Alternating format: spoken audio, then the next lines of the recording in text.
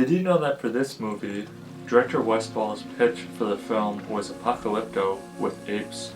So this was actually quite a surprise. I didn't expect to get a sequel 7 years after War of the Planet of the Apes. War of the Planet of the Apes ended on a really great note, just a great send-off for this awesome trilogy, and we really didn't need a sequel. And I saw some pictures for a new poster, then there's a trailer. I'm like, wow, they're actually making a sequel to this. I was excited. I mean, I love Planet of the Apes. I just didn't know what they were going to do with it, so I was a bit skeptical. But after seeing this movie, I really loved it. It was a great movie, and there's a lot of great things I gotta say about this movie. Only a couple minor things I didn't like, but I will save those for the end. So I really liked the story. The story was something that I was a little nervous about. I didn't really know what they're gonna do with the direction, but the way they approached it was really, really well done. Noah, who is the main ape in this movie, just being raised in his clan, the Eagle clan, he was gonna become a leader, and they talk about Caesar, and Caesar's kind of, in a way, he's kind of like a prophet to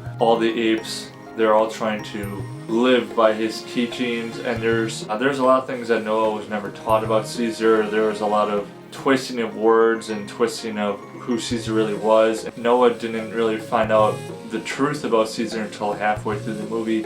He had to go through some really, really sad, crazy things to discover just what Caesar really stood for. He was a solid character. I really liked Noah. He was one of those guys you're just cheering for. You know, he was a hero, but he started out not as brave in the very beginning, and then he built up to being brave and being the hero that not only his clan needed, but all the clans needed. I couldn't help notice that there were a lot of biblical vibes to this movie, like some biblical references. In a way, Caesar was kind of like Moses, a spiritual mentor. I'm not really sure who Noah is supposed to symbolize. I know that he symbolizes some kind of biblical character. I really would like to know if there is any kind of like biblical reference to exactly who Noah is supposed to kind of reference, and maybe even like Proximus's tribe is supposed to reference maybe the Canaanites.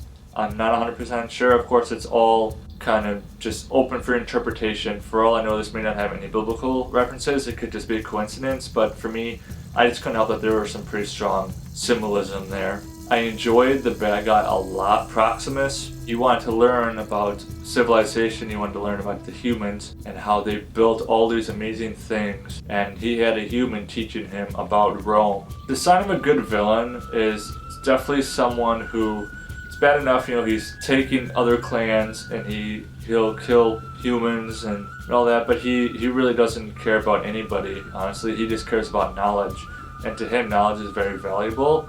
Knowledge is a very dangerous thing to have, especially for apes like this who are higher functioning than apes in the past, and they want to learn more and more. And now that humans are not really around anymore, it opens the doors wide open to pretty much an endless amount of knowledge that Proximus could gain, and he could take over everything. And he was the one who was perverting the name of Caesar. So he was just a really well-rounded, solid villain, very great on screen. He just had that presence that really drew you in, and a very formidable foe for Noah in this movie. A couple things I didn't like about this movie is I felt it was a bit too long. It's 2 hours and 20 minutes. A couple times in the movie it was kind of a little slow, dragging on a little bit. There didn't really seem to be a whole lot going on. There were just a couple points in the movie where I'm like, we gotta be getting to at least the halfway point. And I don't think we were. I don't even think we were at the halfway point. We didn't get introduced to Proximus until at least halfway through the movie. And then number two, there's kind of I guess you could call it a red herring. The human May was talking about inside that vault was very important for Proximus to get into.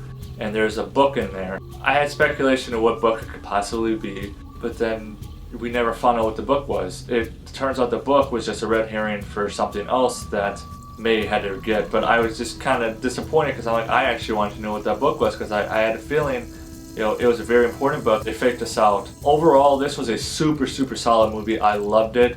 It's very emotional, gives you a lot of adrenaline, just gets you back into the world of the Planet of the Apes. So I highly recommend go check out this movie as soon as you can. So for the Kingdom of the Planet of the Apes, I'm going to give it a 7.5 out of 10 Mudflaps. And remember, leave me a thumbs up and drop in the comments below, what's your favorite Planet of the Apes movie? See you next time.